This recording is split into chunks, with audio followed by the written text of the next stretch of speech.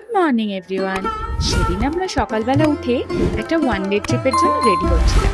এটাও কিন্তু নন্দী হিলসের মতো বেশ অনেক দিনের বহু প্রতীক্ষিত একটা ট্রিপ বলতে পারো। সত্যি বলতে আমাদের কিন্তু দুজনের অনেকবারই ভাবা হয়েছে, প্ল্যানও হয়েছে, কিন্তু যাওয়া হয়নি। তো সেই দিনকে মানিবাপি আসতে আমরা ডিসাইড করেছিলাম যে আমরা ওইখানেই একবার যাব ঘুরতে। তো যাই হোক, সেই মতো সকাল সকাল উঠে রেডি হয়ে আমাদের গাড়ি চলে এসেছিল, তাই নিচে চলে এসেছি। আর যা হয়, শিউলি ফুল দেখতে পেলে বাঙালিদের তো একটা আলাদা ইমোশন কাজ করে।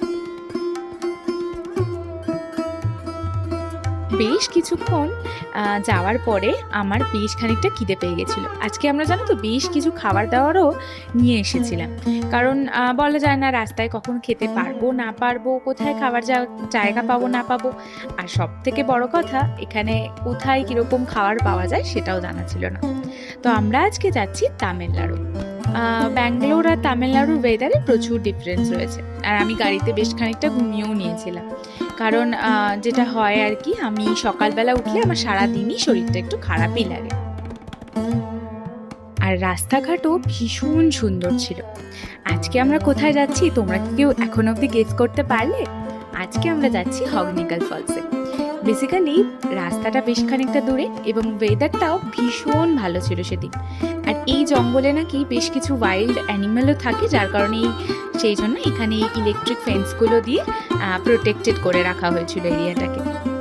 এই করতে করতে আমরা কিন্তু হগনিকাল ফলসে পৌঁছে গেছি। পার্কিংয়ে গাড়ি পার্ক করে ওরা দুজন আগেই চলে গেছে টিকিট কাটার জন্য, আর আমি আর মানি হেঁটে যাচ্ছি। বাট এতটাই রোদ্দুর ছিল যে একদমই দাঁড়িয়ে থাকা যাচ্ছিল না। সব থেকে বড় আকর্ষণ কিন্তু এইটাই ছিল। এটাকে নৌকা বলে না কি বলে আমার ঠিক জানা নেই, তোমরা কেউ জানলে আমাকে অবশ্যই বলো। এত সুন্দর লাগছিল, তবে এটায় ওঠাটা একটু টাফ ছিল। একটু বয়স হলে যাদের হাঁটু ব্যথা বা পায়ে ব্যথা তাদের পক্ষে কিন্তু বেশ টাফ, যার জন্য মানিরও কিন্তু বেশ খানিকটা কষ্ট হয়েছিল উঠতে। আর এর থেকে আমি এর আগে হগনিকাল ফলসের যে গল্পটা রোহানের থেকে শুনেছি, সেইগুলো কিন্তু এবারে আমাদের সাথে হয়নি। কারণ সেবারে নাকি ওরা যে মিনিমাম টিকিটটা ওটা কাটাতেই ওটা দিয়ে পুরোটা ঘুরিয়ে দেখিয়েছিল, বাট এবারে ওই টিকিটে আমাদের পুরোটা কিন্তু ঘুরিয়ে দেখায়নি। আমরা যখন ওপরে উঠে দেখি তখন দেখি যে এইটা হচ্ছে পুরো এরিয়াটা। আমাদের যেটুকু নিয়ে এসছে সেটুকু জাস্ট একটা পার্ট বলতে পারো। তখন আমরা ডিসাইড করি যে যত টাকায় টিকিট হোক আমরা আরেকটা টিকিট কেটে বাকি পুরো এরিয়াটা ঘুরি। এবার আমরা যাচ্ছি একটা, ফার্স্টে আমরা না বলে দিয়েছিলাম যেতে যাব না, বাট এখন ডিসাইড করেছি কি যাব। তারপরে আমাদের পরের পার্টটা শুরু হয়। প্রথমটা তো ভীষণ ভয় লাগছিল, কারণ জল কিন্তু বেশ খানিকটা বেশি। লাইফ জ্যাকেট দিলেও লাইফ জ্যাকেটের সিচুয়েশন যে কি সেটা তো সবাই জানে। তো এই জায়গাটা আমি খুব বেশি ভিডিও করতে পারিনি, কারণ এই যে ঝর্ণাটা দেখছো ওইখানে সবাইকে নিয়ে গিয়ে একটু ভেজাচ্ছিল, আর আমার যেহেতু নতুন ফোন তাই ব্যাগে ঢুকিয়ে নিয়েছিলাম। বাপি আর মানির কিন্তু ভীষণ ভালো লেগেছে, সাথে আমারও। রোহান তো এর আগে এসেছিল, তবে রোহান বলছে নাকি সব কিছুই চেঞ্জ হয়ে গেছে, আগের মতো আর নেই। এখানে অনেকে বসে ওই পাড়টাতে বসে মাছও ধরছিল। আর ওয়েদারটা কি অসাধারণ লাগছে দেখো। আর এখান থেকেই আমাদের কর্ণাটকাতে নাকি এইখান থেকেই জল যায়, এইসব নিয়েও অনেক গল্প করছিল আমাদের দাদা, নৌকা যে চালাচ্ছিলেন সেই দাদা। বেশ কয়েকটা ব্রিজও ছিল, সেই ব্রিজের উপর উঠলে বাকি যে ছোট ছোট ফলসগুলো রয়েছে সেগুলোও দেখা যাচ্ছিল।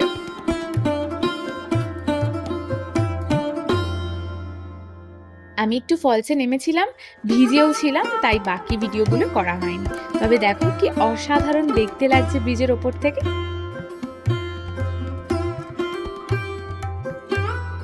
আর আমরা লাঞ্চের জন্য ডিম কষা আর পোলাও বানিয়ে নিয়ে গেছিলাম। পোলাওটা আমি বানিয়েছিলাম আর ডিম কষাটা রোহান।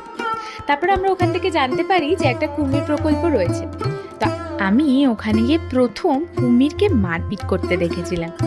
এর আগে কিন্তু আমি কখনোই দেখিনি।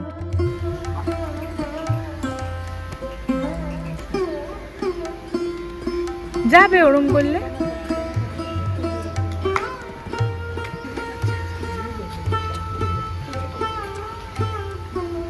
কি মোটা।